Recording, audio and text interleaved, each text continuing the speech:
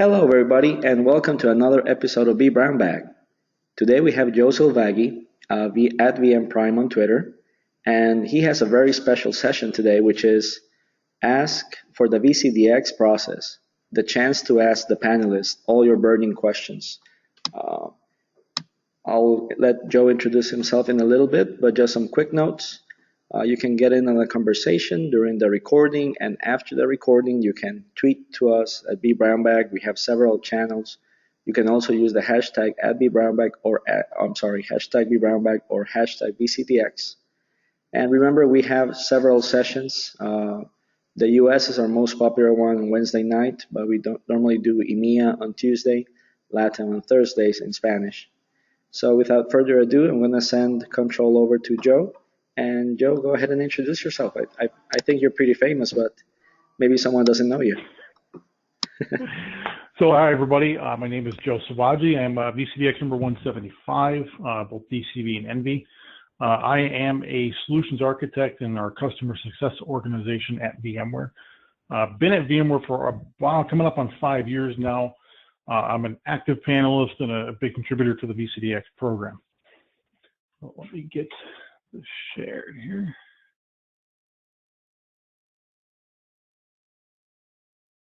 Coming through all right for you?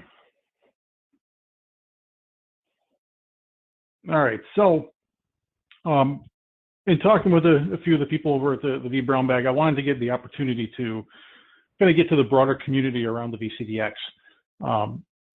Not only kind of show you guys some of the things that are coming from an enablement standpoint, but also give you the chance to ask really any questions that you want. I know one of the things that sometimes can be difficult is access to the panelists, and just in our attempt to show more transparency in the program, figured this was a good forum to do it in. So a couple of quick updates for everybody. Blueprints for VCDX 6 is already out. The other tracks, cloud, desktop, and NV should be coming soon. I'll say by the end of 2017 for all of them. I know NV was just finished up, so they will start flowing out here soon. To give you guys an idea of why there's such a delay on these, they're all volunteer efforts by panelists. It takes upwards of 20, 30, 40 hours to get these done, and it's more of a challenge in the scheduling everybody to be on the phone at the same time. But I want to let everyone know these are coming. Another piece too is the official process around getting your double, triple, and or quad. Joe, just to stop a little bit. Yeah. Did you expand to full screen? Because I'm still seeing like the preview. Oh, are you? Okay. How's that? Nope. Haha. All right. Hang on 1 second here.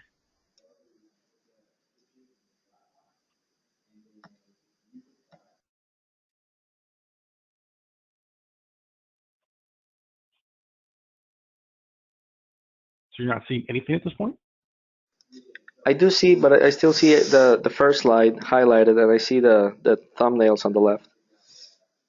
Okay, so you are seeing the overall the VCDX process for additional right now, or no? No, I'm seeing number 1. Okay. I'm wondering if it completely bombed out on me. Hang on 1 quick second. Let me try.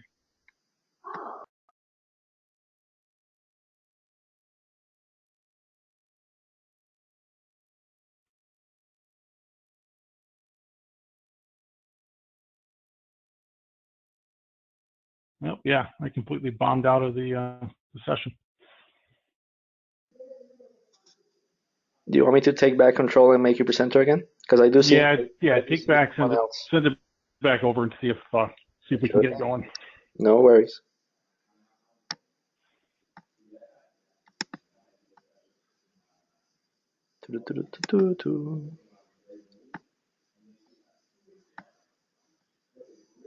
All right, let's try now.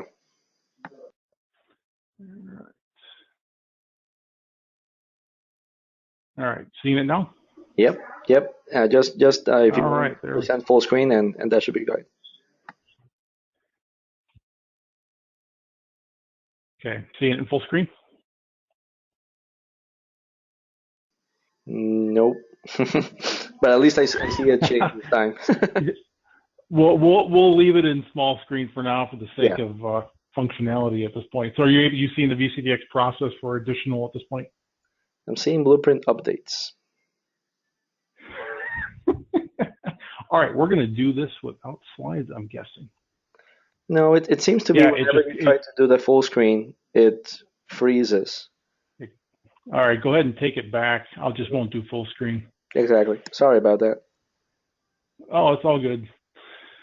I blame Mac.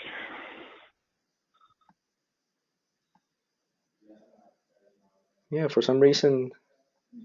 Okay. Yeah, it keeps bumping me off every time. Okay. Well, lesson learned. All right, there we go. Okay, so you see VCDX process? Yes. Okay, I'm going to leave it there. I'm not going to touch it. All right. So getting back to this, this is one of the things that it's been announced through the workshops, but this is more just to get the information out in the community. Previously, when you would go for a double or more, you'd submit your application and go through what we would refer to as an interview. Unfortunately, we had some, I'll say, miscommunications about the intent of that interview. It is effectively a defense. So going forward, we are saying you have to go through a 1-hour defense along with your application. Normal defense for your first is 75 minutes. This will be 60 minutes over the phone, only on your design, no scenario. Big reason we did this was just to make sure it's clear that you are effectively having to defend your design decisions along with us making sure that that is actually your design. Excuse me. Second piece is we removed the ability to do these in person. We piloted that last year. We saw no benefit to either the candidate or us since you already done your in-person on your first one. So this was really just to save travel and expense. So it is a 1-hour phone WebEx, similar to your first defense, short presentation, go through Q&A, done. So with that out of the way, I kind of wanted to talk for a few minutes about what we're doing to enable the community. Our attempts previously with doing some of the different workshops, it's gotten to the point now we're trying to find different ways to engage the community as a whole. So some of the things I've gone to Carl Childs in the program with is how do we expand on the workshops? Previously, these workshops were, excuse me, VMworld only, and at certain VMUG user cons throughout the world. Unfortunately, the VMworld ones, not everyone can get to those. Same thing for the user cons. They were kind of scattered. Sometimes the day of the event, kind of eating into the user con, and then sometimes the day before, which people couldn't do both. So attendance on those was kind of limited. So the first thing was taking the online workshop piece and expanding it. A couple of years ago, Chris, Claudia, and I did a larger one that had about 350 people, but it wasn't a forum where you could not ask questions, or you could, but it was through typing Q&A. And part of what makes the VCDX workshop so, in my opinion, good is the interaction. So what I piloted back in April, excuse me, was to actually do a online workshop with 50 or less people and leaving the audio bridge open to where you can just interrupt and ask questions. Very open forum, very similar to the way I do them in person. This initial one was hugely successful. The survey that we did afterwards, everyone loved it, saw value in it, would recommend it, so we decided to go forward with these.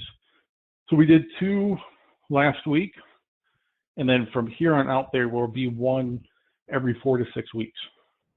So the goal here is just to try and reach as many people as we can outside the confines of having to be in person, because we know not everyone can make the in-person events. These workshops, I really consider to be pretty much required. You don't actually require it, but if you want to be successful, the amount of information that comes in these workshops now is key in helping you pass your VCDX. Can you pass without it? Yes, but this will definitely make things easier on you. we're not lowering the bar of the certification. We're just trying to enable people to be more successful. If you want to see the dates, VCDX calendar with the link there, you can pull up the links for the rest of the year and actually go through and register. So this is something, the candidate prep call. This is something new we just started the last round. It was an idea I shot over to Carl, where we get a lot of candidates that walk into that room stressed out, never had a chance to attend a workshop. So trying to, once again, make people more successful, getting them armed with the information early was the intent of this one. So roughly 1 week after your submission is accepted to defend, we will have a 90-minute call with just the candidates for that round, myself and probably a couple other panelists, where we'll go through some content similar to the workshop content, but basically when you walk in to the VMware site, this is what to expect. Here's the process. Here's how it will go. Here's what to expect as you go through that. Once again, kind of take away the stress, take away the unknown of that day, because it's so much is led up to that point. If you at least have an idea of how that's going to go, maybe it'll help some. Also, we go through some of the workshop content in the sense of this is what we look for, this is what we expect. If your presentation drones on for 60 minutes, you may want to tighten it up, things of that nature. And then literally it's at that point, 60 minutes roughly for Q&A. You can ask the panelists anything you want. We may or may not be able to answer it, but it's meant to be a chance for you to air any questions you may have prior to your defense. Lastly, if you can't make it, it will be recorded, and you can submit those questions ahead of time if for some reason you can't make that call. And last thing, and I will caveat this with the legalese bit that it is still under development, so it may change. One of the things I have noticed recently in doing all these workshops is there seems to be a bit of a disconnect between the VCDX program, the community, and the mentors, as far as, I'll say, some of the expected behaviors during your defense. And I think part of it is the mentality of, well, this worked for me and I passed, so it's going to work for you too. When really every defense is probably going to be a bit different. So we're going to work on actually mentoring our mentors. Going to all these mentors around in the community saying, hey, look, this is what the panelists are looking for. I know your defense may have had some quirks, but in the end, this is what we need. These are the type of questions we're going to ask. So when you're doing mock defenses with people, here's the types of questions you want to ask the candidates. Kind of really bring that community alignment together and get rid of a lot of the FUD that I see out there, because there's been a lot of responses from candidates saying, well, my VCDX mentor told me this, when it's completely opposite of what we're actually looking for. So we're trying to, once again, enable people on all sides in the end to make the candidates more successful. So that's kind of a look at what's coming, what we have planned, what we're trying to do. So at this point, I am yours. Any questions you guys have? Fire away. Yep. And we do have 3 live attendees, Ben Meyer, Stalin Peña, who is a good friend of mine, and Tulasi Raman. I'm going to open up your microphones, and feel free to mute yourselves if you want to. But the whole idea is that people that are, going to attend VCDX this year, next year, if they have any questions, go ahead, take advantage that VM Prime is with us. I noticed something, and I'll say this because I'm also on the path I want to submit at some point next year. So I'll start with mine, and everybody else can chime in. I think you mentioned in one of your slides that there have been some changes to the program within the last year. So I've attended the VMworld boot camps in I think through 2014 through 2016. In each one of them, I learned something. So could you tell me some of the things that maybe have changed with the process in the last year? So in the last year, there haven't, I'll say, been specific changes to the program outside of what I noted. There were a significant amount of changes at the beginning of 2016, things around max number of people for a submission, max number of attempts for a submission. I'll say one of the big ones being so there's submission of a defense, and then there's actually the defense. They're considered two separate entities. So if you submit the same design 3 times and it does not get accepted, you would have to submit a new design entirely. It's gotten to the point where we had some people trying to brute force it, for lack of a better term. So not only to effectively save our time and their money, we set a limit to it, saying, all right, if after 3 times this design isn't passing, it's probably not going to get in. Same thing in the defense. If you defend 3 times unsuccessfully on the same design, you must come your next time with a new design. I will say, and then limiting groups to 3 people maximum.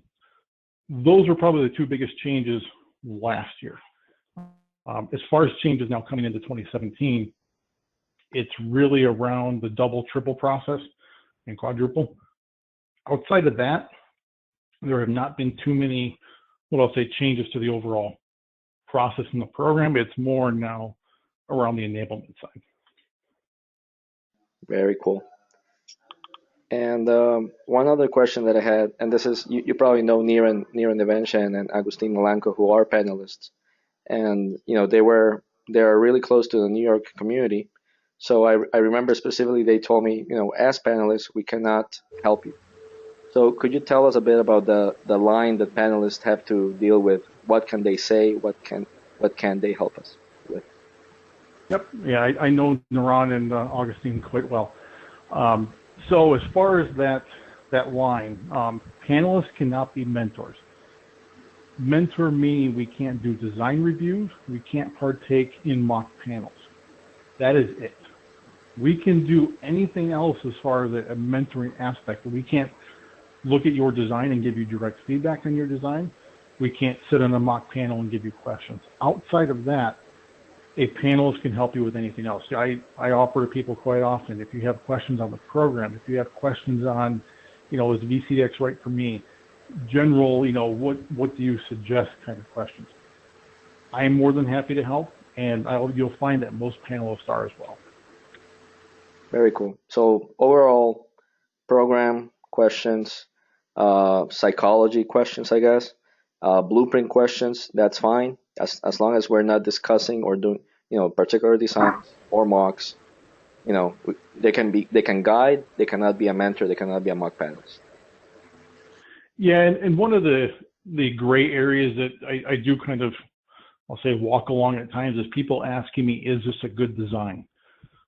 It's not specifically to your design, because you haven't picked one yet. So I'll get people asking, here's a design I'm thinking, would this be a good design?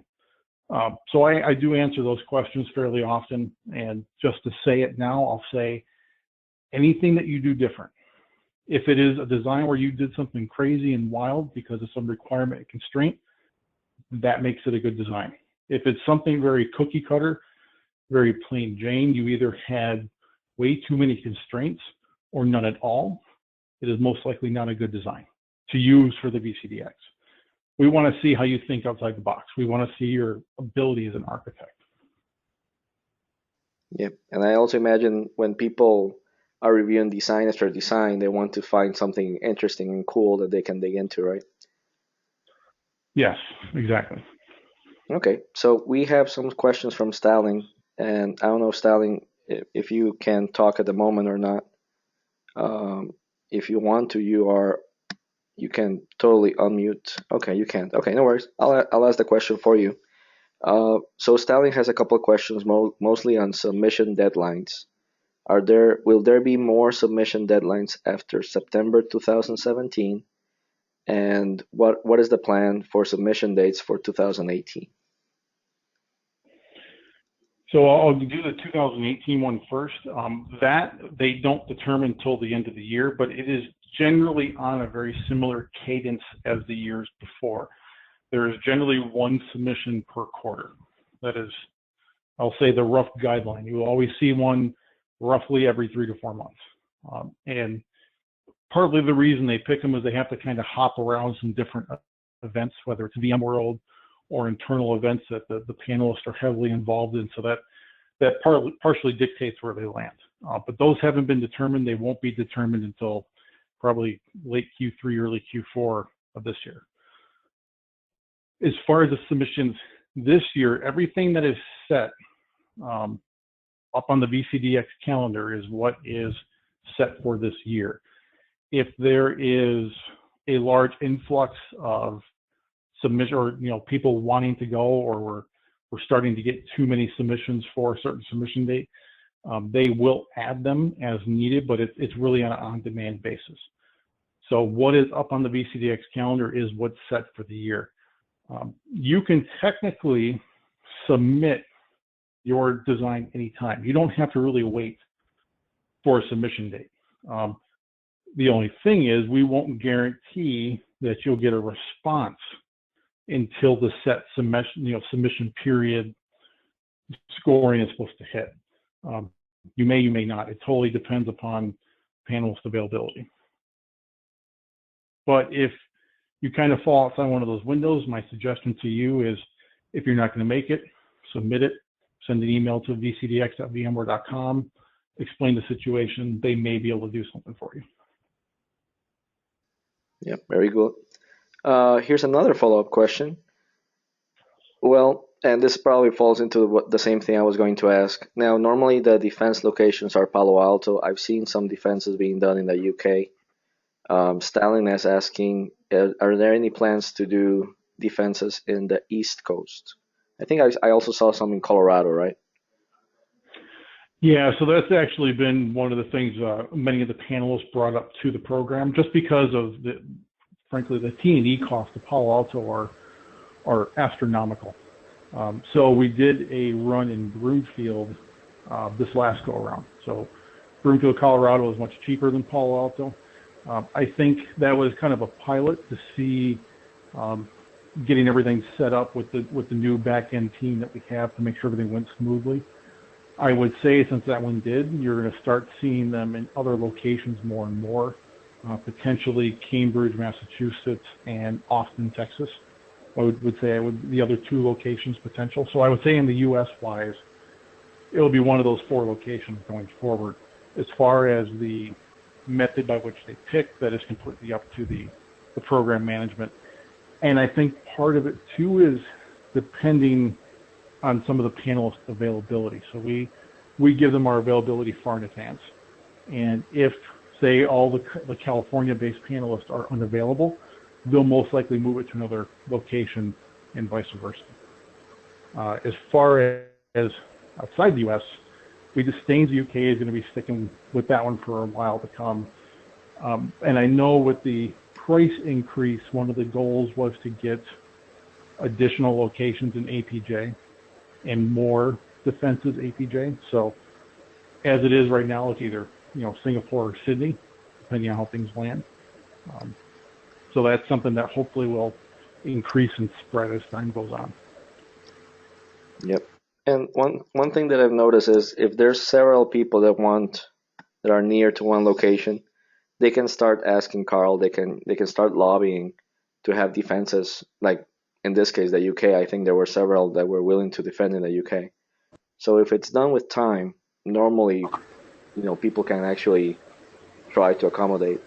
If there are 5 people in Australia trying to do it, it's much more likely that it will open. But you have to be thinking of a time frame. You have to be thinking. Have to have a certain communication with other people that are going to submit, and make sure that people know that that there's not just one, but there's several people trying to go to one location. Yeah, absolutely. And if you got to look at it from an economic standpoint, they have to send out at least 3 panelists, potentially 4, to a location. So if they have to send 4 panelists from the U.S. to Australia for a single candidate, that's a pretty high cost, and they most likely won't do it. So it's kind of the economies of scale bit. As we get more applicants in certain areas, we'll start putting in more panels to those areas. Okay. We do have a question, a pretty, I guess, on point question from Ben Mayer. From Joe's perspective, what are the main mistakes that candidates do during the design defense and design scenario? That's a great question. Design. I will.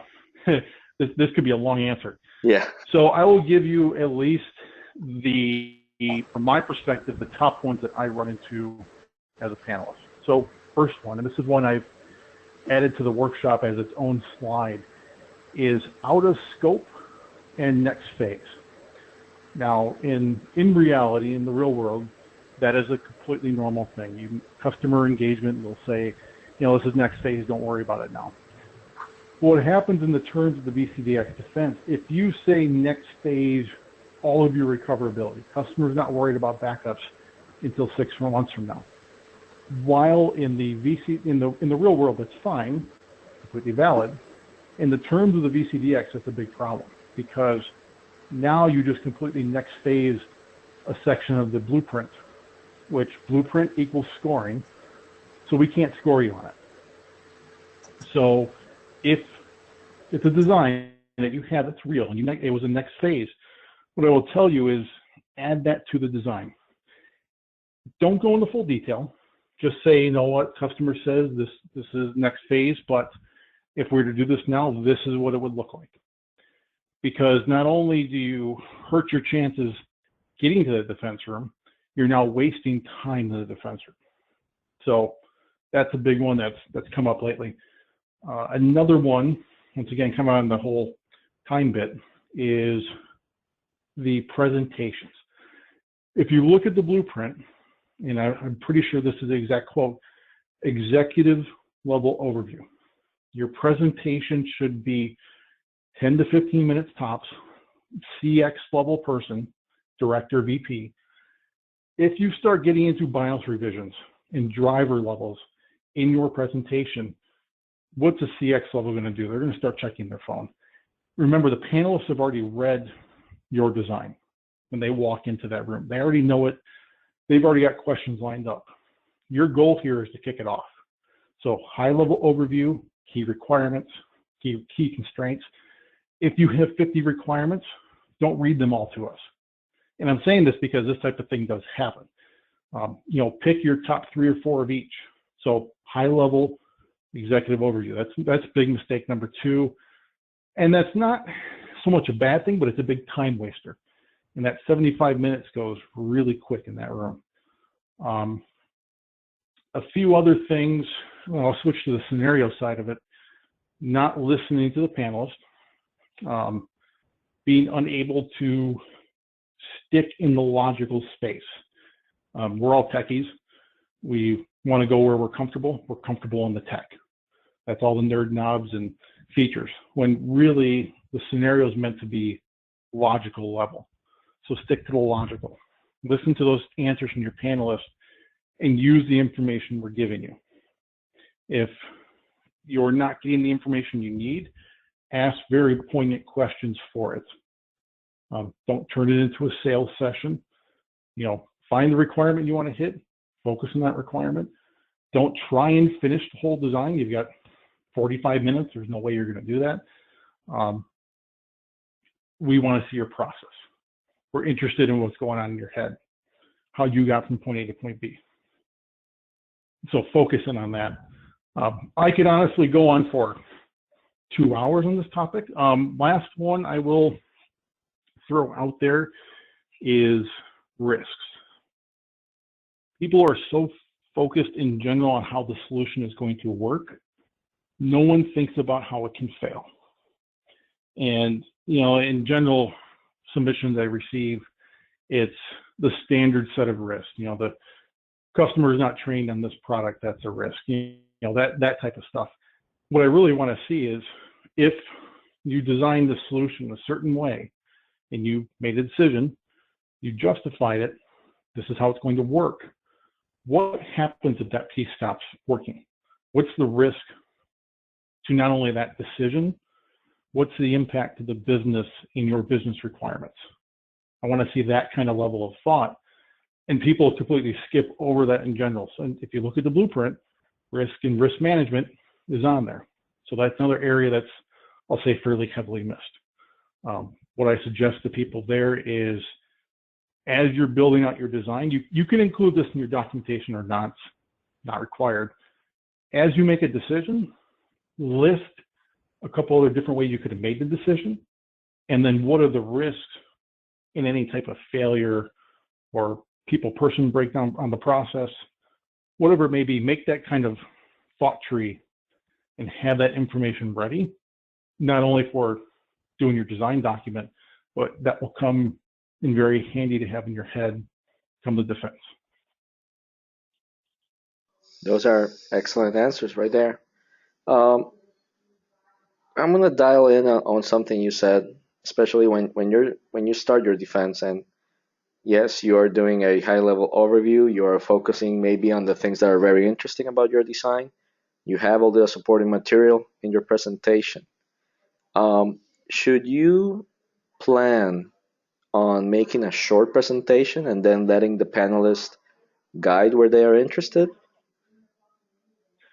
Absolutely. What we suggest is, 10 to 15 slides. If you look like at the DCV blueprint, you've got networking, compute, storage. Make a slide for each one of those sections, lightly hit each one. It's meant to be that conversation starter. Remember, when we walk into that room, we spend at least 4 hours reading your design, and we already have a pile of questions ready to go. Your presentation will kind of get that. It also helps you in the sense we will generally let you talk for a few minutes before we start shooting questions, just so that way everyone can kind of get into their groove and nerves calm down before the firing squad begins.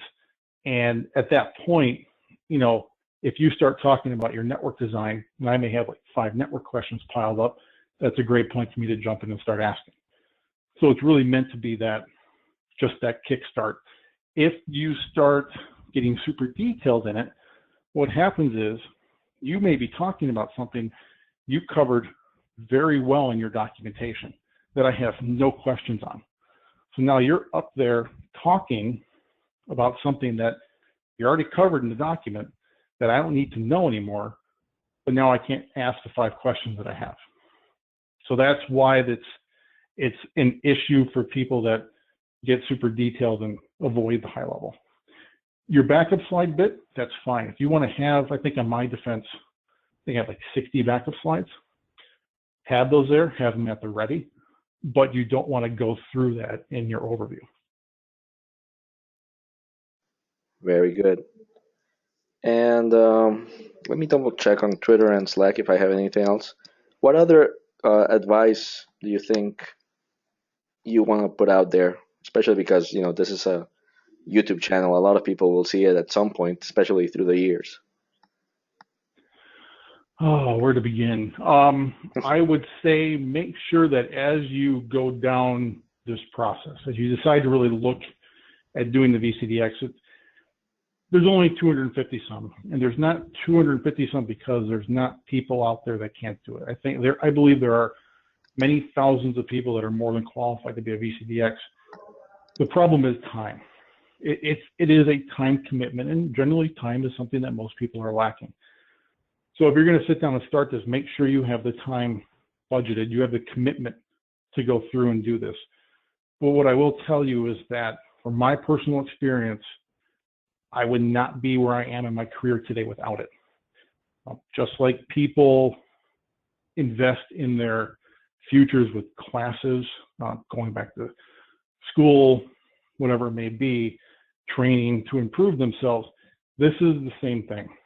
It's really an investment in your future, because not only, yes, you get your number, you get your certification, what you will learn in the process is invaluable. It changed the way I do my job significantly, just with what I learned. I failed my first attempt, and I always tell people there's nothing wrong in failing. It's only wrong when you don't try again.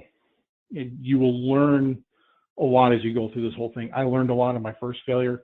I continue to learn right up until the point of actually succeeding. And it's one of the reasons I like being a panelist. I love learning from the candidates. So it's a very enriching process. I tell people to seriously consider it, but be prepared for it. It's not easy, but nothing worth doing is ever easy anyways. What I will also say is use the community. The VCDX hashtag on Twitter is quite powerful.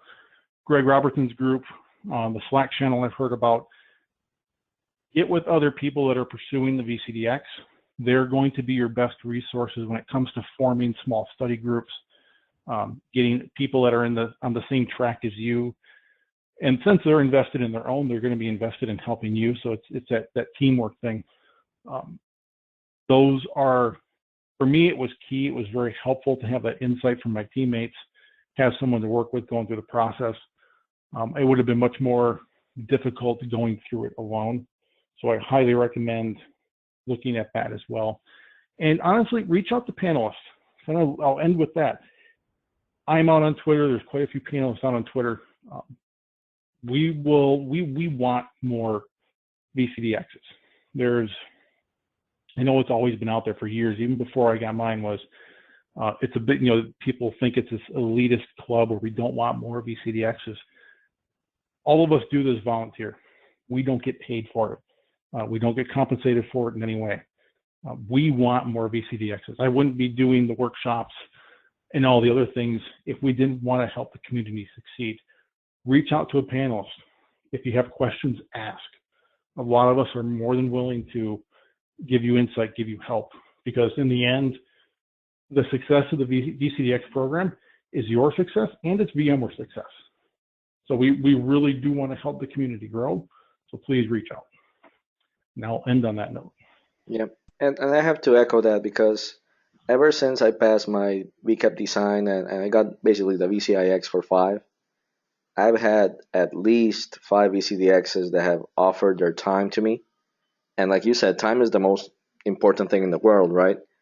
And I've been amazed at how many brilliant people that I would normally be afraid, or especially when I started, I was totally afraid to walk up and talk to. You'd be surprised how many are just so willing to help and coach you. I did get one last question, and this might be like difficult to answer, but try to answer as best as you can. Can any information be provided on the scoring or scoring process? I understand it's confidential, but perhaps high level. So let me skirt on the edge here and give you guys what I can. And this is something I do cover in the workshop to a degree to give some clarity behind how the scoring works. So when you submit your design, your design is submitted to send out the 3 VCDXs, and we do what we refer to as a pre-score. This pre-score is what determines if you go to the defense room or not. And in the end, the panelists don't see the score. We fill a sheet, it goes through a magic decoder ring on the back end. But what's determined out of that is, do you have a material chance of success? Meaning, when you walk into that room, you could be on either side of the pass-fail score. But we determined through the process that by your answers in the defense, you could either improve your score or you can worsen your score, but you're within range of passing. So then, as the panelists go into the room, they've already read your design. We've already pre-scored it. Now, when we ask you questions, we're trying to get you points. We're trying to get you improved in scoring areas to get you to pass. This is why we say, and we're so intent on, listen to your panelists' questions. We're asking them for a reason. We're asking them because we're trying to get you points to pass you. We're not asking them to be mean, to beat you up. We're asking them because apparently there was a hole in your document somewhere that we need to fill. So that's one piece of it. It's about as detailed as I can get.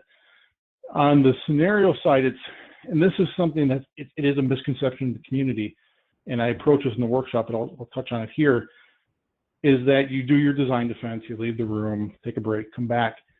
And there's been this idea that the panelists are being mean to me because, let's just say there was a discussion on storage or your defense, it didn't go well. So then suddenly you're now in your scenario, and it happens to be a storage scenario. We're not doing that to be mean. We actually have the ability to steer the scenarios in the direction we want based upon the answers we give you to your questions. So let's say if you did poorly on storage, you still have some holes there we need to fill. We can actually make your scenario more storage focused to effectively give you a second chance. So some people have taken this and gotten a bit frustrated because, oh, we're asking about storage again when they already got beat up on it before. No, it's a second chance for you to pass. So that's kind of roughly how the scoring works. I can't get much more than that, but what I will tell you is read the blueprint. The scoring is in the blueprint. Everything we score on is in there. If you look at on the VCD, I want to say it's like page 11 or 14, there's a chart that shows availability, recoverability, so on, with compute, network, storage. And it's a big grid. If you can check all those boxes showing that your design covered those points, you're going in the right direction. That's about as much as I can give. That's perfect, actually. I'm going to give an opportunity to one person that joined late. I'm going to open up your microphone in case you want to ask a question. And if not, we'll go ahead and end on this note. Joe, I really think that we could maybe recompile some questions or get some people that are maybe in the process of submitting who are most probably interested in this and being able to ask a panelist. But I think you've done a great session today, and there's a lot of meat in there for whoever watches the recording. So I thank you for that. No problem, and I'm more than happy to do this again. If you guys get another group lined up, I'm more than happy to do this as many times as you want. Sounds good. I did open the microphone for one person that joined, but he didn't. He self-muted. There is one person joining right now that I'm going to allow him to finish joining, and then I'm going to open up his microphone, let him know that we're almost finishing, but if he had any question, he can ask it. Yeah, so Nicholas Borgstrom, who just joined, I'm going to unmute your microphone. We are basically finishing the live presentation, but if you had a question for a panelist, please go ahead and do it now. And if not, then we'll finish, but I really appreciate everybody that joined and asked questions. This is the kind of thing that helps everybody long term. So again, thank you, Joe. And this recording should be up in at least 1 day or so. And if I get more traction out of Twitter or Slack with people asking more questions, I will let you know, Joe. Okay, great. Thanks for the time. Thank you so much.